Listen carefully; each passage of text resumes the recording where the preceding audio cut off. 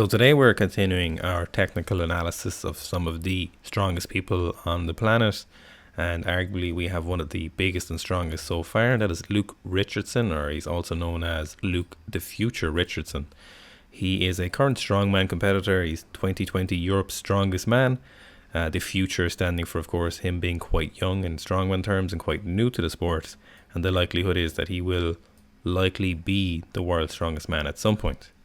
Prior to strongman, however, Luke was a competitor in powerlifting, most notably in the IPF, or the International Powerlifting Federation.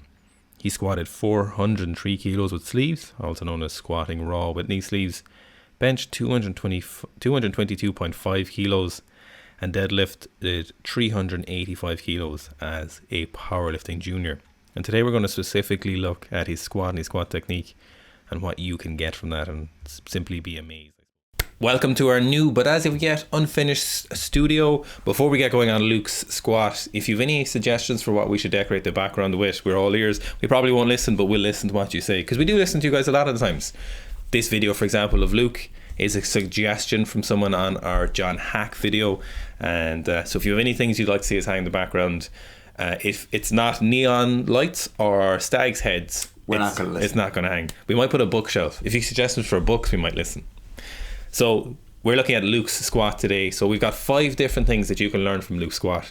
Now, you don't have to be 6 foot plus, 130 kilos, squatting 400 kilos plus to learn from Luke, although it does help to be similar to him. But we've got a couple of things that we really think are very useful from this squat. Number uno, or number one, or Ivrahain, that's Gaelga. We have Luke's kind of style squat that we really like, and this one we talk about a lot in the last few months. It's a low bar squat with high bar style positions, and that's kind of the ones we talked about in that John Hack video. The reason we really like this is I think it's the most applicable for the vast majority of people in not in squat suits, so not squatting with huge amount of external rotation, not heavily sitting back just to get below parallel. We think this is the best position for the vast majority of people. Generally, we talk about this for people watching these videos. This is the best position for most of you. But as we've seen from John Hack and Luke, 2 very different lifters in 2 very different style bodies in drastically different weight categories, we can see that it still works for everyone if you kind of put that effort into learning the style of squat. We think it's the most efficient.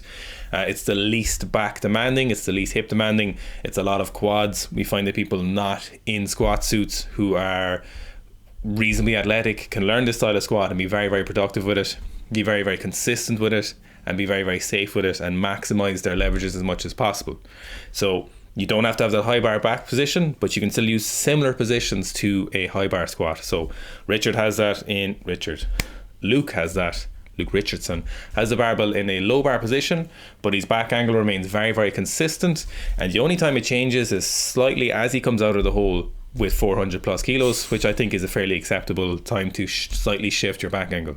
So in that start position, he's not hugely leaned over in a massive incline like we might see with some people when they're doing a low bar squat. He's reasonably upright as he can be while maintaining the low bar squat position, and then that back angle maintains very consistently on the way down, and then just a minor shift back on the way up. So we feel like this is a great style of squat, and we'd highly recommend it for a lot of you lifting, especially competitive powerlifters.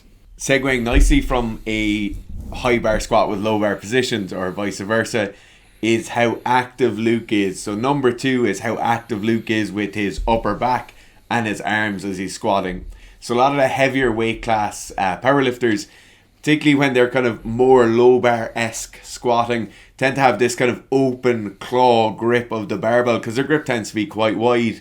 That's for a host of reasons. The body weight usually dictates that it's very difficult for them to externally rotate their shoulders. Usually they're on a height by gear, which we won't talk about in this case. But you'll see Luke is about as wide as he can go with the IPF squat stance here. He gets his hands all the way out there, yet he's very, very active. He doesn't have a fully stacked wrist position, but he has quite good wrist positions. And he's really able to create a lot of tension and torque in the upper body and pull that barbell down onto him and keep it very, very stable.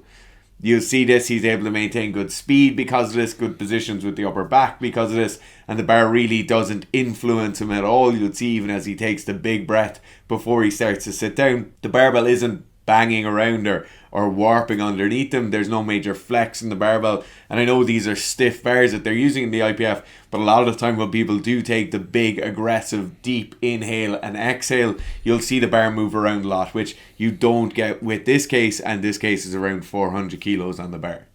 Number 3 is a kind of a follow on from the first point, is that Luke's toe position is, well, in his case, it's very toe forward. Now, you don't necessarily have to be exactly toes forward like Luke would squat, but it's something we talk about a lot as well. When you have this low bar squat with this kind of high bar mechanics, you need to keep these toes slightly forward. Now, so you don't have to be directly forward. It does help if it is something that comes naturally to you, if something that feels comfortable. But when we talk about toes forward, we don't necessarily mean that they have to be directly forward. What we're looking for is just closer to toes forward than they are to that kind of 90-degree angle. So a lot of times we'll see people squatting, they'll compensate for maybe lack of external rotation, mobility or strength, or lack of that kind of quad strength, and they'll turn their toes out a massive amount. And we feel like this is actually a hindrance. This generally ends up putting more pressure and more of the load on someone's back throughout the squat, especially as the weights get heavier. So this knees forward and this toes forward dominant side squat, like you would have seen us talk about in our squat mistakes video, is something that's incredibly productive, we find, very, very useful, and allows you to maximize the use of your legs as much as possible in the back squat, especially for a powerlifter. So again, it doesn't have to be directly forward. Some slight turning out can work perfectly well for some people, but we like to see people closer to toes forward than that uber wide, externally rotated, and just generally unappealing, unaesthetic toes out squat. The next one, number 4, is just the general speed of Luke's lifting. So you'll see this more as a kind of factor of more modern powerlifters in the IPF, that they are speeding up their squats. It's less like the powerlifting of the late 90s where they're really squeezing into the bottom position. But Luke's squat is unbelievably dynamic both in the eccentric and concentric portion of the squat. He's really utilizing all of the elastic nature of those SPD knee sleeves, but the speed is really getting him through here. So you'll see it a lot of time in weightlifting. People with poor snatch and clean and jerk technique will get away with a lot of things. They can hide a lot of crimes by being very fast, very powerful, having a lot of speed in the barbell. You can do the exact same thing with your squat, and it's not necessarily that Luke is doing anything bad here, or there's any technical errors he's getting away with by having so much speed, particularly in the ascent as he's standing back up. But it helps him out a huge amount. It helps move weights quickly. It also helps them look a lot better as you move them. But that's definitely something, if you're looking to compete in powerlifting, or if you're currently competing in powerlifting, a lot of the time as the weights get heavier, it's perfectly normal that you'll move slower. That's the very nature of the heaviest weights you move. You'll move them at the slowest pace. But you should be trying to keep that speed on the way down, in the amortization phase, and on the way back up. You will commonly see the really slow squeezing down into the bottom position, the proverbial waiting for the bottom to come up and meet them. You really don't want to be doing that with your competition lifts, and it's a habit that once you start down that road of, once I go above 90%, I really slow down in the bottom 4 or 5 inches of the squat. You want to be able to maintain the speed. You want to be able to maintain that momentum. You want to be able to charge up that stretch shortening cycle and get the most out of your squats. Sometimes then we'll have the opposite, where people will aggressively dive bomb into the bottom of a squat. Especially we'll see this with low bar squatters. You'll see in a lot of IPF competitions. This can work sometimes for people, but a lot of times what happens is, especially for amateur lifters, is a loose position and not be able to maintain the positions they were hoping for and the positions that were best for their squat, because they've gone in too fast and they don't have the requisite consistency with reps and the ability to control that at speed. So there is a nice nuance to fast enough, but not as fast as possible and not very, very slow. So there's a little bit of a balance in there, and Luke's speed looks absolutely perfect. Finally, number 5, and this is just not really specific to Luke's squat, but is just kind of general to powerlifting. Luke is in the 120 plus kilo class, but he's not a fat mess. And I think this is something that goes for all weight class athletes, and this is something you should always aspire to, is to be in the best possible condition you can be in your class to maximize it. For powerlifting, this is hugely important, as fat doesn't contract, it doesn't assist in low lifting weights.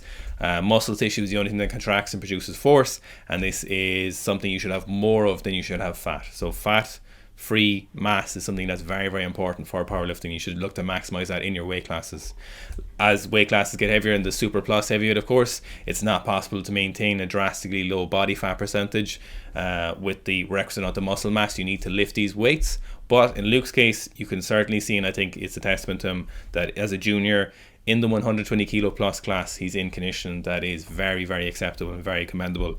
So it's definitely something you should be aware of yourself. A lot of people kind of get more aware of this when you talk to lifters as it gets closer to the summer.